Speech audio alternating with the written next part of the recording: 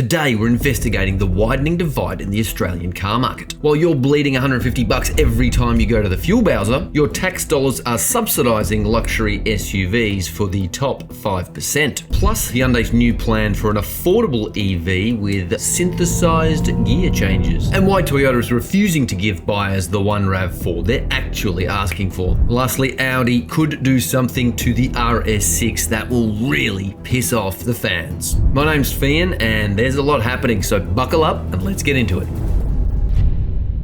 Okay, we'll start with the fuel situation, because 6 weeks of armed conflict in the Middle East, a refinery fire in Geelong, and seesawing national fuel reserves have done something to the market that I genuinely haven't seen in my 25 years as an automotive journalist. EVs are booming right now for quite a few reasons, but there's an uncomfortable truth to this story. They're booming, but not for the people that actually need them. So EV sales accounted for 14.6% of the new car market in the month of March, which is the best result ever. Before that, it was hovering around 8%, so it's a big jump. So EVs are on a winning streak, and that's good for reducing tailpipe emissions. But are the right people winning?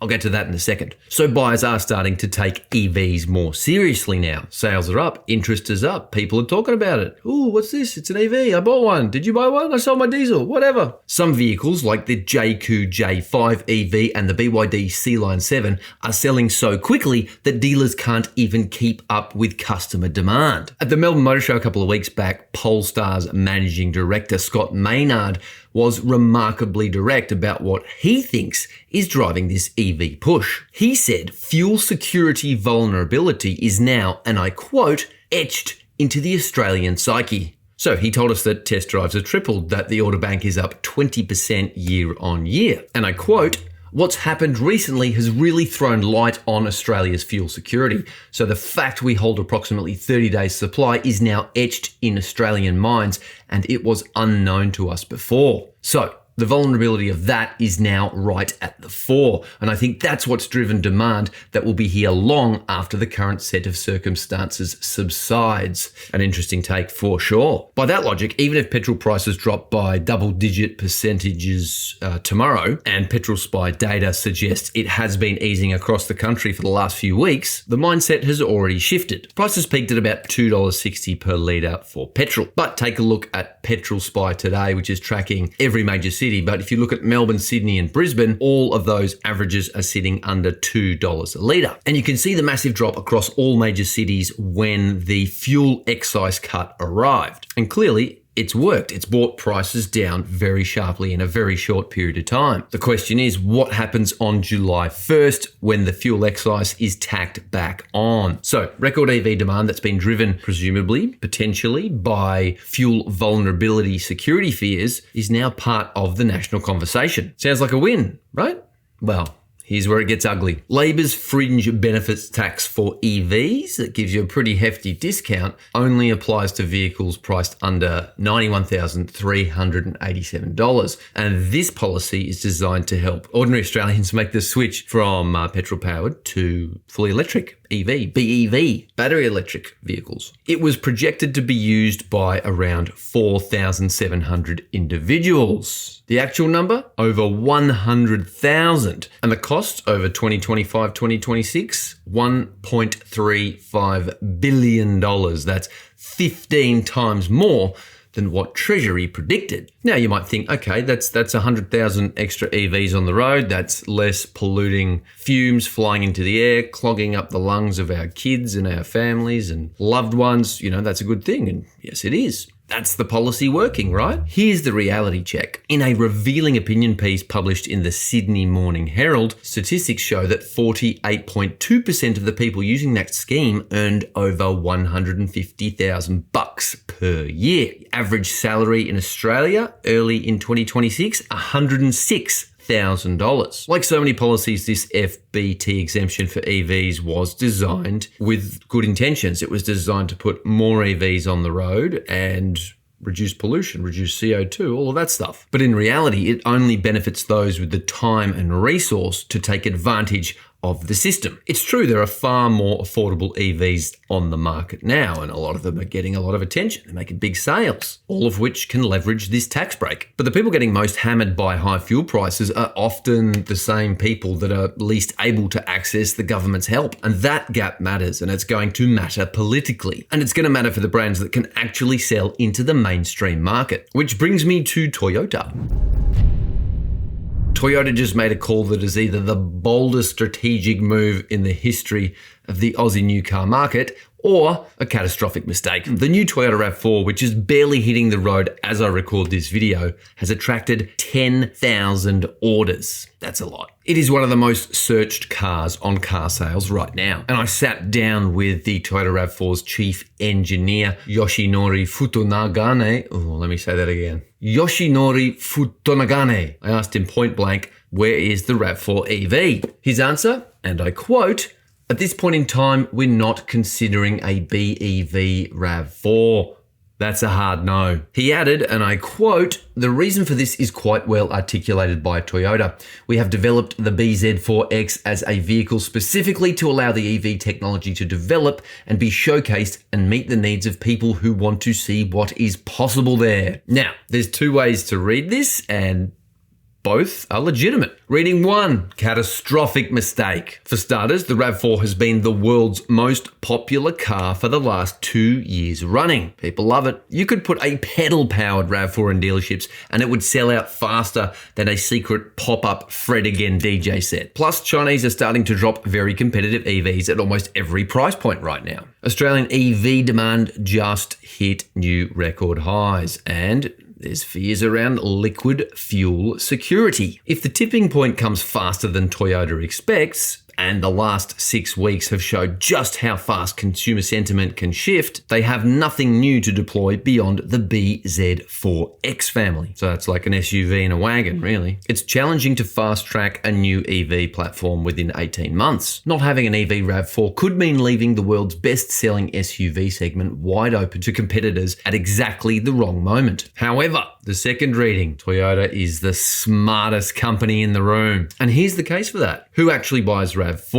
Aussie families, Middle Australia, the person doing the school run in the suburbs and the weekend drive through regional Australia, not the inner city early adopter. For that buyer right now, Middle Australia, Aussie families, the charging infrastructure's not there to make the jump to EV. It's doable, but interstate trips in an EV are not as seamless as they are in a petrol car. A hybrid? That is not a compromise. For a large chunk of Australia, that is the only sensible choice. And the plug-in hybrid version of the RAV4 that arrives later in 2026 will be an interesting litmus test for the brand. And I'm already hearing that pre-orders for the PHEV RAV4 are running hot. So Toyota's bet is that hybrids carry the volume, while the BZ family takes care of the EV faithful. And Toyota's doing this from a position of strength. Nobody sells more hybrids than Toyota.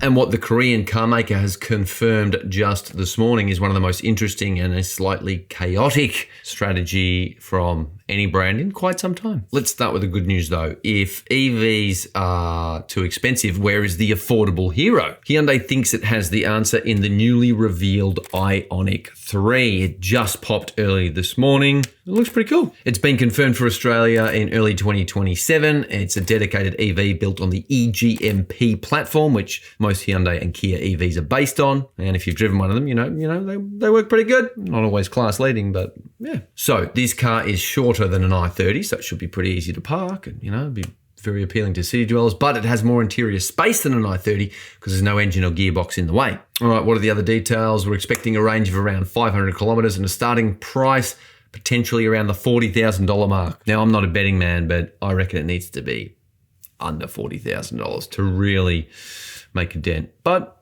yeah, we'll see. And I want to know this, is it just me or does it look like a Honda CRX, or as the later model, the unloved CRZ? But crucially, this new IONIQ 3 is not replacing the i30. Hyundai knows that in markets like Australia, petrol is still king. So the i30 hatch will get another facelift in late 2026 to keep it alive, keep it fresh, keep people coming into dealerships, sitting in the seats, touching the buttons. And then we're going to get a hybrid i30N, the hot hatch in 2027 as well. That could be very interesting. Now, we've officially reached the point where EVs are pretending to be petrol cars to make people comfortable, or perhaps make them less uncomfortable. Is that the same thing? I don't know. Because Hyundai is expanding its synthesized gear shift and engine sound tech to its regular EVs. Woo! First seen in the $115,000 IONIQ 5N, which is a truly gob-smacking car, Hyundai Europe's VP noted it's about shift shock, or the tactile feeling of a car working. This synthesized or simulated gear shifting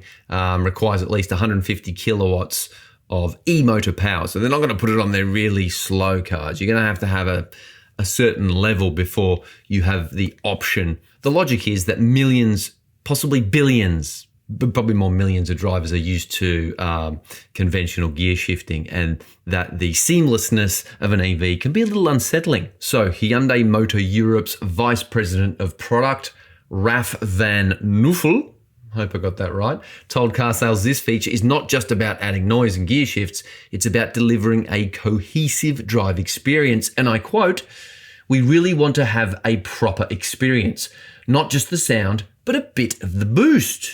Here's my take, and I want to stress this is an opinion, not a verdict. The thing that makes EVs genuinely exciting for a growing cohort of buyers is that they're fundamentally different in almost everything they do, and especially in the way they drive. You've got instant torque delivery, you've got seamless power, and you've got silence. The absence of a gearbox isn't a bug, it's a feature. If you fake those sensations artificially, what are you telling the customer? The real thing needed a costume to make it acceptable? I'm not saying it's wrong, and in the IONIQ 5N, it's actually kind of cool.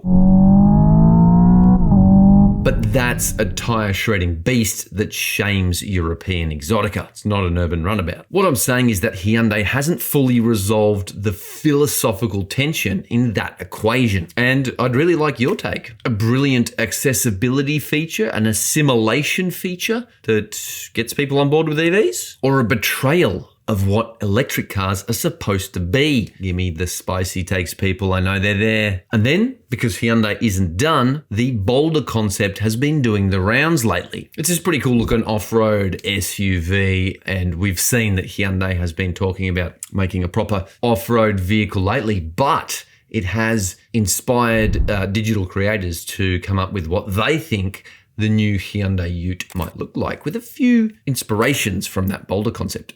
A real departure from the current crop of Utes, or just a reskinned Tasman. Hyundai Australia's local planning and product development boss, Tim Rogers, said, and I quote, "Australian buyers have very specific needs we want to address, but we also know that we can't come in with the same Ute everyone else has.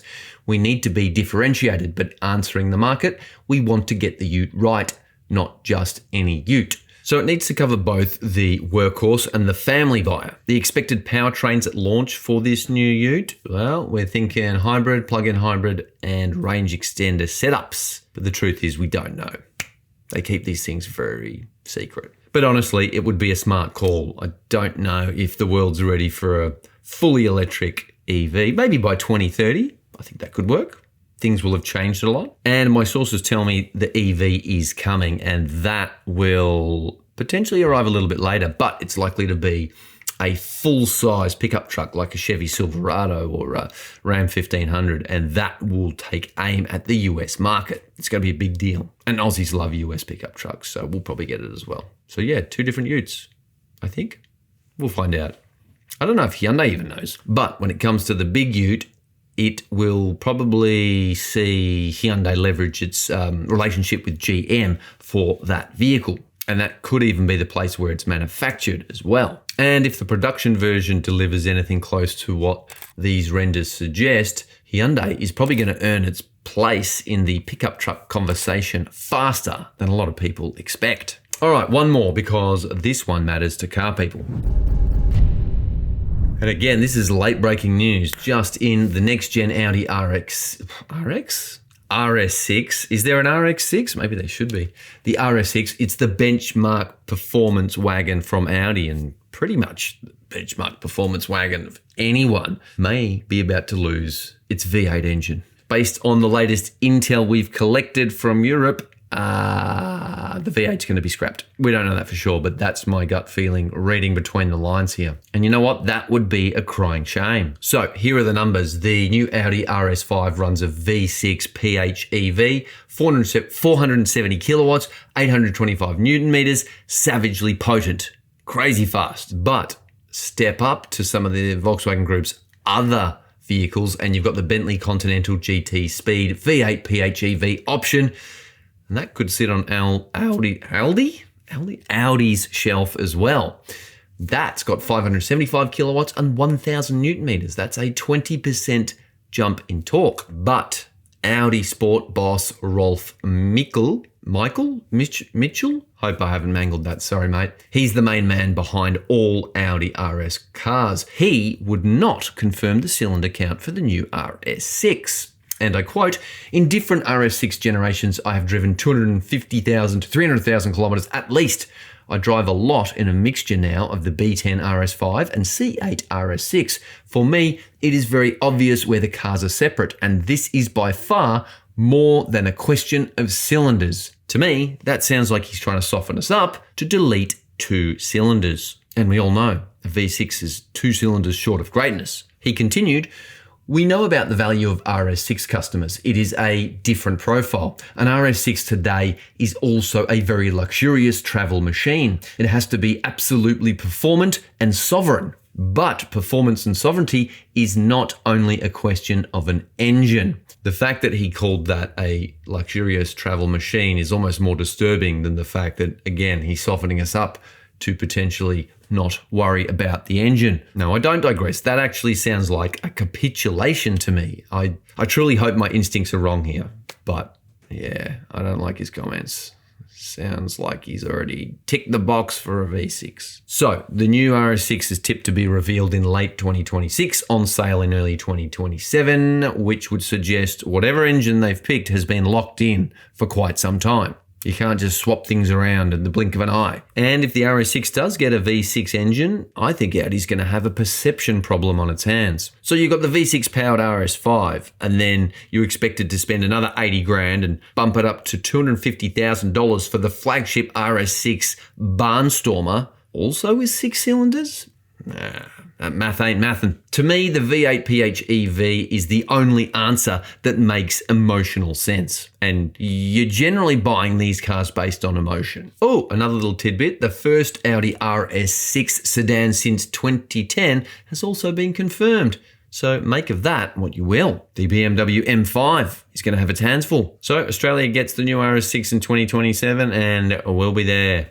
Stay tuned. So where does all of this leave us? I'm not sure the Australian new car market is transitioning. It kind of feels like it's splitting a little bit. And the next few years could decide which side wins. I think you can be both. I think you can have an EV and a combustion engine car in the garage. And we've seen plenty of commenters discuss this. But anyway, that's my take. Your take matters too. So make sure you have your say in the comments. Are we looking at tax rorts, or is this government policy working as intended? Toyota's hybrid gamble could be genius or the most expensive mistake the company has ever made. And fake gear shifts in your daily EV are coming. And the beloved RS6 may lose its V8 engine. Anyway, we love seeing all the action in the comments, cultivating a really cool community here, so keep it coming. And if this weekly breakdown on car news and industry is useful, don't forget to subscribe. And while you're here, this week is a biggie on the Car Sales YouTube channel. Tomorrow, my RAV4 review drops. That's